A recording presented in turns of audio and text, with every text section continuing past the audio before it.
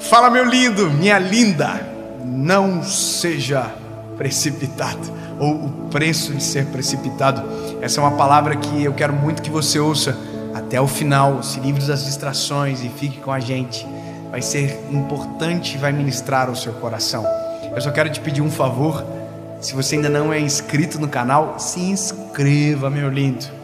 O nosso sonho é que em breve seremos 10 milhões de pessoas aqui nesse canal, para a glória do Senhor Jesus. Quanto mais gente, mais pessoas abençoadas pela palavra, e esse é o nosso desejo. Então, se você não é inscrito, se inscreva, ative o sininho. Se você for abençoado por essa palavra, não esquece, já curte agora e manda para todo mundo. Comenta, essas coisas todas que vocês sabem, tá bom? Já fez?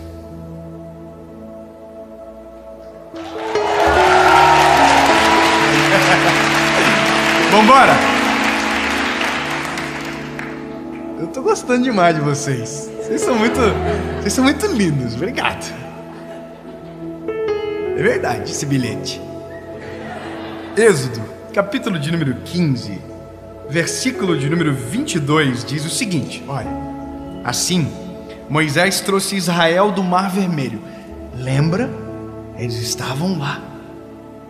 Lembra? O Mar Vermelho abriu. Eles passaram. Vocês estavam comigo?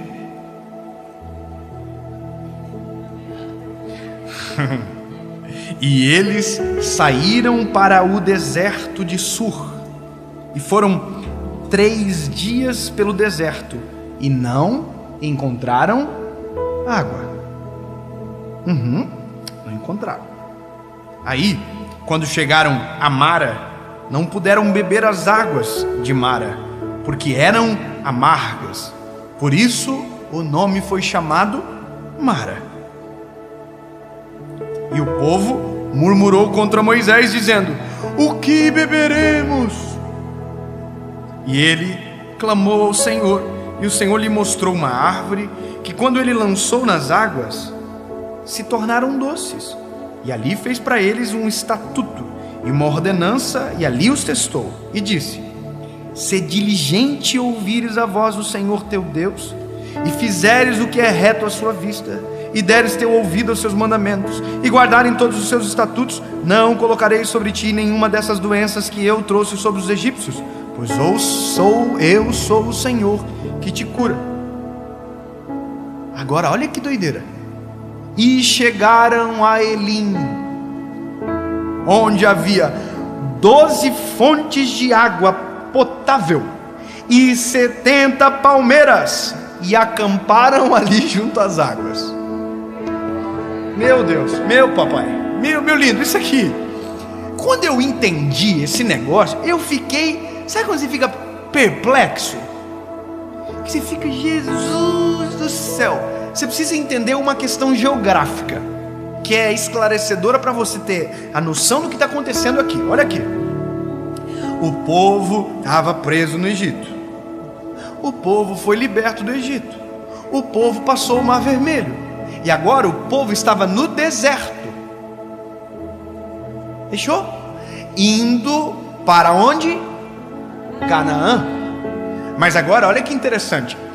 A escassez do deserto, ela é natural. O deserto não é um lugar onde você tem comida e abundância, água e abundância. Não, o deserto é um ambiente de teste. O deserto é um ambiente de provação. O incrível é pensar que esse povo andou 3 dias nesse deserto. 3 dias. 3 dias, se você olhar de maneira geográfica de onde eles saíram para onde eles chegaram, significa que eles andaram 160 quilômetros. Só que eles estavam extremamente reclamões, porque parece que essa era uma característica do povo. Nossa, eles estavam todos enfurecidos. Tem que encontrar água, tem que encontrar água. Aí são precipitados. Sabe o que eles fizeram? Tomaram a água de Mara. E é Mara porque a água era amarga, por isso esse nome. Aí a Bíblia diz que eles tomaram da água. A água é amarga. E reclamaram com Moisés: olha só, nós estávamos no Egito, pelo menos lá tinha água, porque no Egito tinha água em abundância mesmo. Lá tinha água, olha que absurdo, a gente está aqui agora, tomando água amarga no meio do deserto. E aí o Moisés, oh meu Deus, de novo esse povo ignorante e chato, já estão incomodando no terceiro dia. E aí o Moisés ora, e aí Deus diz para Moisés, olha Moisés, faz o seguinte, pega aquele pedaço de árvore e coloca sobre a água vai ficar doce, você vai dar de beber para o povo, mas fala para eles que aquilo que veio sobre o Egito não vai vir sobre eles, só que eles têm que me obedecer, eles têm que parar com essa palhaçada de reclamação toda hora, é passagem, vai para o destino. E aí Moisés fala para o povo, gente, olha aqui, se vocês obedecer, nenhuma maldição que sobreveio sobre o Egito vai vir sobre vocês, mas os olhos de vocês têm que estar fixados no Senhor, então pelo amor de Deus. Aí olha que doideira, beleza, eles receberam a palavra, tomaram água doce e andaram até um lugar chamado Elim. Agora a irritância acontece aqui, sabe quantos quilômetros Elim fica de Mara? Quantos vocês acham? Eles andaram 160 quilômetros até chegar em Mara para tomar água salgada, amarga. Sabe quantos quilômetros de Mara até ali? Você não vai acreditar. 13 quilômetros. O quê? 12 águas de fontes e 70 palmeiras a 13 quilômetros. Mas porque foram precipitados, pararam em Mara para tomar água amarga. Eles andaram 3 dias. Se continuassem andando mais 1 hora, teriam chegado no melhor lugar que poderia existir no meio daquele lugar, um lugar chamado Elim, cujo significado é árvores. Eles sairiam de Mara, águas amargas, para um lugar chamado Elim, árvores. E esse é o problema de ser precipitado, porque todas as vezes que somos precipitados, trocamos Elim por Mara. Todas as vezes que somos precipitados em agir, precipitados no falar, precipitados em tomar decisões, nós trocamos a água doce pela água amarga. E aí quando tomamos a água amarga dizemos, oh, por que Deus? Aí Deus diz, lindo, se ao invés de reclamar tivesse andado mais 13 quilômetros, teriam chegado ao lugar aonde eu havia já predestinado a vocês. E aqui, lindo, eu entro em um momento necessário para nós. A maioria dos problemas da nossa vida são ocasionados porque não fomos sábios na hora de decidir, fomos precipitados. E já dizia o velho provérbio, o apressado come cru. E esse é a gente. Se esperássemos, se orássemos antes de decidir, se continuássemos caminhando mais um pouquinho, não estaríamos colhendo o que estamos colhendo. E às vezes a colheita está exatamente atrelado à nossa precipitação. Precipitação.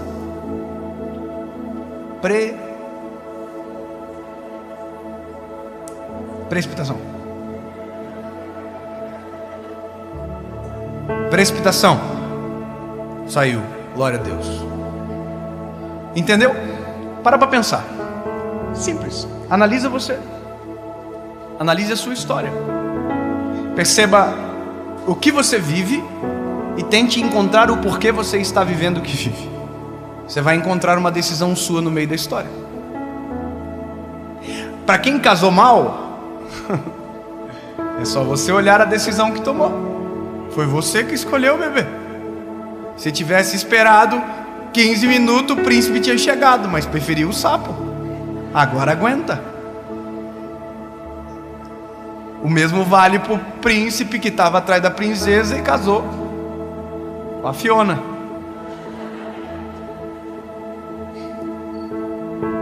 Na vida tudo é assim. Nós pagamos um alto preço quando paramos aonde deveríamos caminhar. A vida nós pagamos um alto preço quando ao invés de decidir nós deveríamos calar. Todas as vezes que nos precipitamos passamos vergonha. Isso é comum, isso é natural. Só que isso parece que não nos ensina. Sabe, a Bíblia tem um provérbio que eu acho maravilhoso. A Bíblia diz o seguinte: até o tolo, quando fica em silêncio, passa por sábio. E a gente que pensa que é sábio e não cala a boca, vive pagando o papel de tolo. Então, meu lindo, há uma verdade embutida no texto, que é claro, precisava um pouquinho de uma informação de quilômetros, que se você que caminhou 3 dias, caminhasse só mais 1 hora, chegaria no destino. E o que fez você parar foi o quê? Precipitar. Precipitar é fazer antes da hora, é mexer antes da hora. Então, eu quero que você olhe para a Bíblia, olhe para você e encontre razões para não repetir. Olhe para a família e encontre razões para não se precipitar em áreas que alguém já se precipitou e tomou decisões equivocadas e perdeu muita coisa da vida. Quer ver uma coisa absurda? A Bíblia tem histórias de pessoas que se precipitaram e colhem consequências às suas gerações até hoje. A Bíblia havia prometido um filho para Sara e Abraão. Quem lembra dessa história? O nome do filho é Isaac, o filho da velhice, o sorriso, a alegria. Só que olha que interessante, Deus prometeu, a Bíblia diz que Deus está indo para Sodoma e Gomorra para destruir os 2 seres, mas o Senhor estão na frente da casa de Abraão e dizem para Abraão, Sara que está dentro da tenda ri, porque diz, puxa, a gente é muito velho, isso não vai acontecer. Só que tem uma palavra, a palavra é, eu vou dar um filho. Pronto. Agora, olha que loucura, Abraão quer o filho, Sara quer o filho. O que precisa fazer? Esperar. Eles não esperam. Sara pede para que uma das suas servas, chamada Agar, se deite com Abraão. E deste encontro precipitado nasce um filho chamado Ismael. Ismael é os árabes, os povos árabes, é a descendência. Isaac é o povo judeu, porque Deus cumpriu a promessa, só que agora Abraão já colheria do fruto de ser precipitado, porque agora já tem uma outra semente, de um lado Ismael, de outro lado Isaac. Sabe o que aconteceu? Uma guerra que dura até hoje. Olha que loucura. O fato de Abraão e Sara ter sido precipitados gerou uma guerra que ao longo da história não se acabou. A guerra do povo árabe com o povo judeu é uma guerra de irmãos, mas fruto de um homem precipitado. Nós chamamos de pai da fé, mas entenda que toda ação tem uma reação. E quando somos precipitados, a reação da ação nunca será boa. Todas as vezes que falamos fora de hora, erramos. Todas as vezes que tomamos uma decisão que eu não deveria tomar, erramos. Porque o preço de ser precipitado é colher a vergonha de não esperar o tempo certo para agir. Se eu puder te dar um conselho, antes de tomar qualquer decisão, antes de fazer qualquer coisa que seja importante e que tenha o poder de mudar o seu destino, o curso da sua história, 15 minutos, pare para pensar e pergunte para o Senhor se esta é a vontade dEle. Se você fazer este exercício, simples exercício, e esperar a resposta, a sua vida muda de maneira drástica, porque ao invés de você ser precipitado, você vai viver de maneira premeditada, porque tudo Deus já planejou. E se você quiser acessar aquilo que é a vontade dEle, você precisa perguntar. Não haja sem uma resposta, mesmo que ela pareça óbvia. Eu preciso te contar algo e que mexeu comigo. Nós estamos gerando uma associação evangelística. Talvez seja o primeiro vídeo que eu falo sobre isso. Nós temos experimentado no país aonde vamos um grande número de pessoas que se convertem ao Evangelho, que se entregam a Jesus, que dizem: eu quero viver Cristo, e estão sendo transformados pela decisão. Só que entendemos que por eu ser um evangelista, eu não consigo fazer o pós, e nem devo, porque eu sou um evangelista. Mas a associação, ela nasce com um objetivo: ajudar aqueles que estão tomando essas decisões. Então nós geramos a associação está gerando como se fosse um pré-discipulado, que vai ajudar essas pessoas que tomaram a decisão a permanecer no caminho e se encontrarem em Jesus. Porque na verdade é isso que importa. No fim é tudo sobre as vidas e é tudo sobre Cristo. Não tem a ver com a gente. Então isso é a associação já está gerando. A gente tem planos audaciosos. Todo mundo que aceitar Jesus ganhar uma Bíblia de presente. É o nosso sonho, a gente está fazendo, está trabalhando, está acontecendo. Agora olha que interessante. Há dias atrás, eu estava atrás de um lugar para alugar ou adquirir, comprar para a associação.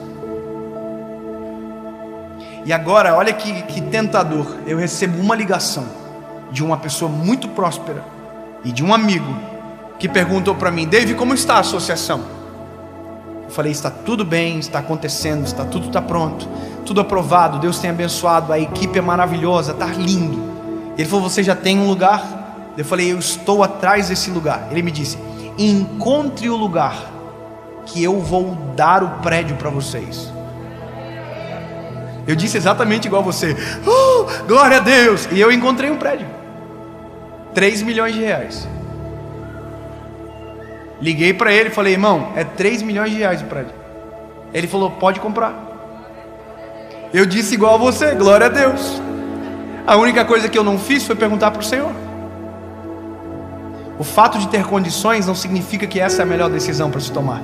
O fato de ter alguém que dê não é isso. Não pode ser isso. Esse é o problema. Quem se move pelo óbvio vive de maneira precipitada. Não é óbvio que vai acontecer. Não é óbvio. Se você quer viver o sobrenatural, nunca será óbvio, sempre será surpreendente, sempre vai ser diferente do aquilo que você criou como expectativa.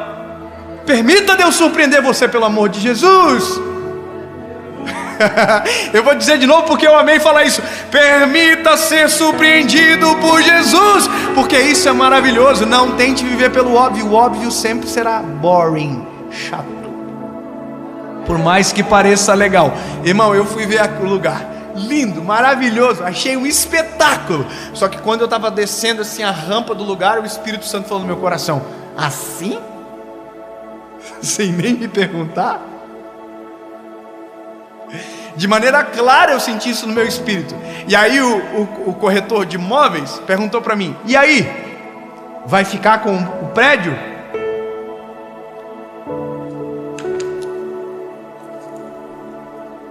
Coçando, dinheirinho para pingar na conta já. Top! Vamos para lá, vamos, tá ganhado. Aí eu: não sei, cara. Como assim não sabe?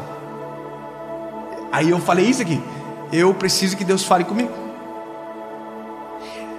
Eu vou fazer uma oração e eu vou pedir uma resposta. Se Deus não me responder em 24 horas, eu não vou comprar. O corretor ficou assim: como assim? Eu dependo de Deus então? Imagina o tanto que esse corretor não deve ter orado, irmão. Fala com ele, Jesus. Fala com ele. Ah, Jesus. Só que de um outro lado, eu atravessei a rua na frente do lugar, dobrei os meus joelhos. Eu sou meio doido, irmão, eu não estou nem aí para ninguém. O que eu vou falar? Eu quero orar, eu preciso falar com Jesus. Dobrei o joelhinho na calçada, no meio da rua. Não no meio da rua, na calçada, senão seria atropelado. E eu falei isso aqui: Jesus, temos o dinheiro, temos o lugar, agora só falta a tua resposta. Em 24 horas, Senhor, se o Senhor não me der um sinal, uma resposta, eu não vou comprar. Amém. Falei para minha equipe, falei para o corretor e fui embora. Passou 12 horas, nada. Passou 24 horas e nada. Deus não falou. Você acha que eu comprei? Não, porque Deus não falou nada. Omissão não é resposta, ou silêncio, perdão, não é resposta, porque Deus não é omisso. Silêncio não é resposta. Silêncio é a inércia. Permaneça na inércia. O corretor me ligou. E aí? Deus falou contigo? Como que eu falo pro corretor que Deus não falou comigo? Aí eu falei para ele exatamente isso aqui. Não. Deus não falou. E se eu melhorar a condição? Aí que mora o segredo. Não tem mais a ver com o recurso. Agora tem a ver com a resposta. Não tem mais a ver com o óbvio, tem a ver com o sobrenatural de Deus. Porque o meu sonho era aquele prédiozinho de 3 milhões. Vai saber o que Deus tem para frente para não ter falado nada? Ou eu creio, ou eu não creio. Por mais que não seja óbvio, eu prefiro crer. E o sentimento do meu coração, que Deus invadiu dias depois, foi: se nós estivéssemos naquele lugar, começaríamos pequenos e engessados, perto do que Deus tem para fazer. Ponto.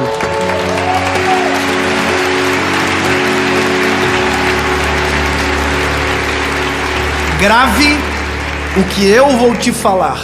É melhor caminhar 1 hora a mais com sede do que parar para beber águas amargas. É melhor viver às vezes num limbo sem resposta do que tomar uma decisão precipitada e colher dela a vida inteira. Portanto, aquieta o coração, aquieta a alma. Não tente fazer aquilo que ainda não está no tempo de fazer. Não decida, não vá, não toque, não pegue, não faça, até que haja uma resposta. Porque ser precipitado custa muito caro. Todas as vezes que um forno se abre antes da hora, a obra não é perfeita. Então, espere o tempo, mesmo que isso te faça ficar com um pouquinho de sede por mais algumas horas.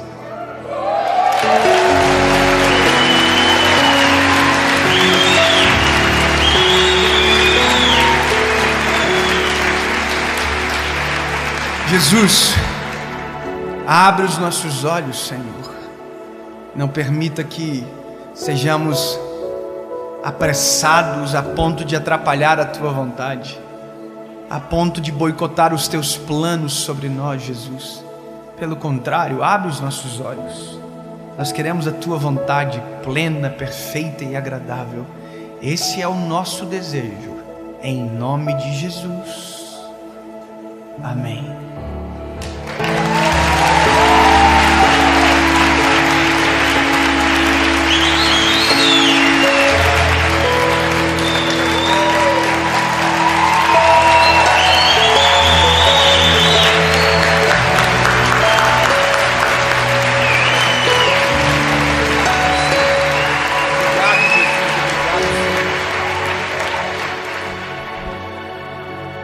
Que Deus abençoe vocês e que de verdade uma nova estação nasça sobre você, a sua casa e a sua família, em nome de Jesus.